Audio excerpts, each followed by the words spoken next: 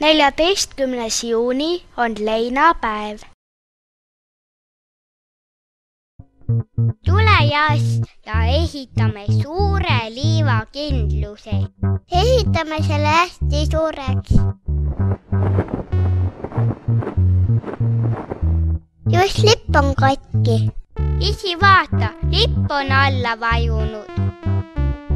Täna peabki lipp pooles mastis olema, sest täna on leinapäev. Mis on leinapäev? Leinapäeval meenutatakse mõnda kurba sündmust. Kunagi ammu, 1941. aastal ajasid Eestisse tulnud vaenlased tuhanded inimesed oma kodudest välja ja saatsid siit hästi kaugele külmale maale. Paljud neist ei näinud oma kodu enam kunagi, ka meie sugulastest viidi mitmed siit ära. Aga miks need võõrad siis meie sugulased kodudest välja ajasid? Küllap tahtsid nad siin ise elama hakata. See on keeruline lugu, kunagi hiljem saad neist asjadest paremini aru. No mis nüüd, Jass? Mul on kurb olla.